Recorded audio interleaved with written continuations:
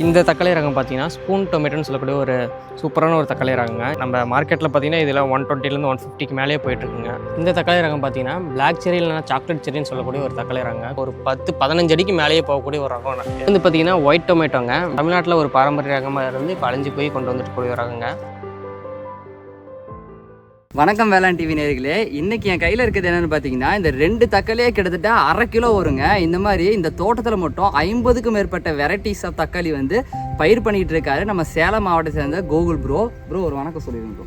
வேளாண் டிவி நேயர்களுக்கு வணக்கம். இன்றைக்கி பார்த்தீங்கன்னா நம்ம தோட்டத்தில் 50க்கும் மேற்பட்ட மரபு ரக தக்காளிகளை பயிர் பெற்று இருக்கோம். அதில் வந்து நிறைய ரகங்கள் டிஃப்ரெண்ட்டாக இருக்குது. ஒவ்வொன்றை பற்றியும் நான் டீட்டெயில்ஸ் எல்லாத்தையும் சொல்லிடுறேன், வாங்க போய் பார்க்கலாம். இந்த தக்காளி ரகம் பார்த்தீங்கன்னா ஸ்பூன் டொமேட்டோன்னு சொல்லக்கூடிய ஒரு சூப்பரான ஒரு தக்காளி ரகங்க. இந்த ரகத்தை பார்த்தீங்கன்னா இதில் கால்வாசி தான் இருக்கும். இப்போ வந்து பார்த்திங்கன்னா ஒரு செடியில் கால்வாசி மட்டும் தான் நான் பிடிச்சிருக்கேன், மீதி எல்லாம் கீழே படர்ந்துருக்கு. அந்தளவுக்கு நமக்கு நல்ல ஈல்டு கொடுக்கக்கூடிய ஒரு ரகம். இது வந்து பார்த்திங்கன்னா சைஸில் ரொம்ப சின்னதாக இருக்கும். நம்ம ரெட் செரியை விட ரொம்ப சின்னதாக இருக்கும். அதனால் இது ஸ்பூன்லேயே 3-4 வைக்கலாம். இதை விட சின்ன ரகமும் இருக்குது, சின்ன ஸ்பூன் டொமேட்டோன்னு. இது வந்து ஸ்பூன் டொமேட்டோவில் பெரிய ரகங்க.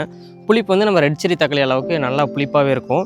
ஈல்டு வைஸ் இப்போ நீங்கள் பார்த்தீங்கன்னாலே தெரியும், கால்வாசி செடி தான் எவ்வளோ படர்ந்துருக்கு, எவ்வளோ பழம் வச்சுருக்குன்னு. ஈல்டு வைஸ் ரொம்ப சூப்பராக இருக்கக்கூடிய வராங்க. நம்ம மார்க்கெட்டில் பார்த்திங்கன்னா இதில் 120லேருந்து 150க்கு மேலேயே போயிட்டுருக்குங்க. இது நம்ம அவ்வளோ சேல்ஸுக்கு கொடுக்கறதில்ல, காயாக நம்ம விதையாக தான் எடுத்துகிட்ருக்கோம். நமக்கு ஈல்டு வைஸ் நல்ல ஒரு பராமரிப்பே இல்லாமல் ஒரு தக்காளி ரகம் வேணும். கண்டிப்பாக ஈல்டு வேணும். கொடியாக இப்போ நிறையா போய் படர்ந்து ஈல்டு கொடுக்கணும்னா நம்ம ஒரு செடியிலே நிறையா இருக்கிற மாதிரி காட்டணும். அந்த மாதிரி வேணும்னா நம்ம இந்த தக்காளி ரகத்தை சஜஸ்ட் பண்ணலாங்க.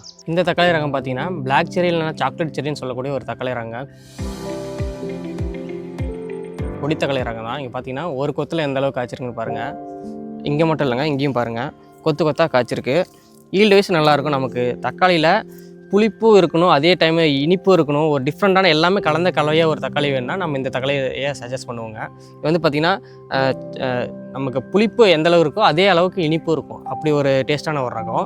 எல்லாமே கலந்த கலையாக இருக்கும். நம்ம சேலடுக்கும் யூஸ் பண்ணிக்கலாம், சமையலுக்கும் யூஸ் பண்ணிக்கலாங்க. இது வந்து கொடி ரகங்கள்னால நல்லாவே படர்ந்து போங்க. இங்கே பார்த்தீங்கன்னா ஒரு செடி வச்சுருக்கோம், ஃபுல்லாக படர்ந்து போயிட்டுருக்கு. இது வந்து பார்த்திங்கன்னா நம்ம அக்டோபர்-நவம்பர் சீசனில் வச்சோம்னா நல்லாவே ஈல்டு கொடுக்கக்கூடிய ஒரு ரகம். ஒரு 10-15 அடிக்கு மேலேயே போகக்கூடிய ஒரு ரகம் எதுனா இதை சொல்லலாம். இதை நம்ம ஸ்டார்டிங்கில் வரக்கூடிய ஒரு சில காய்களை கட் பண்ணி விட்டோம்னா செடி நல்லா வளர்ந்து நமக்கு நல்லா ஹைட்டாக போய் பந்தலில் விட்டோம்னா சூப்பராக நல்லா ஈல்டு கொடுக்கக்கூடிய ஒரு ரகங்க. வந்து பார்த்திங்கன்னா ஒயிட் டொமேட்டோங்க.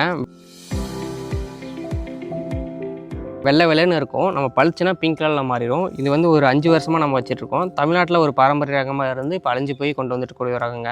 இது திண்டுக்கல் சைடெலாம் இருந்துச்சுன்னு சொல்கிறாங்க. அது என்ன பியூரிட்டியாக நமக்கு தெரியல. இது வந்து பார்த்திங்கன்னா ஈல்டு வைஸ் நல்லாயிருக்கும். இப்போ பார்த்திங்கன்னா செடி அவ்வளோ படராது, செடி ரகம் அந்த கொடி கிடையாது. ஆனால் ஈல்டு வைஸ் பார்த்திங்கன்னா நல்லாவே இருக்கும். இப்போ அதான் ஆரம்பிச்சிருக்கு. இப்போ பழுத்துட்டு நம்ம பறிச்சதுக்கப்புறம் இன்னும் கொடியை கொஞ்சம் போய் நல்லா ஈல்டு கொடுக்கும். ஈல்டு வைஸ் நல்லாயிருக்கும். டேஸ்ட் வைஸ் பார்த்திங்கனாலே நமக்கு புளிப்பு கொஞ்சம் கம்மியாக தான் இருக்கும். ஆனால் பராமரிப்பை நம்ம கிளைமேட்டுக்கு செட் ஆகி வளர்ந்துருச்சு அப்படின்னு சொல்லக்கூடிய ஒரு ரகங்கள் இது ஒன்றுங்க. இந்த மாதிரி அரிய தக்காளி ரகங்களோட விதைகள் உங்களுக்கு தேவைப்படுச்சுன்னா 82 48 94 81 73 நம்பருக்கு வாட்ஸ்அப் பண்ணி நீங்கள் வேணுங்கிறத வாங்கிக்கலாம். ரொம்ப நன்றி.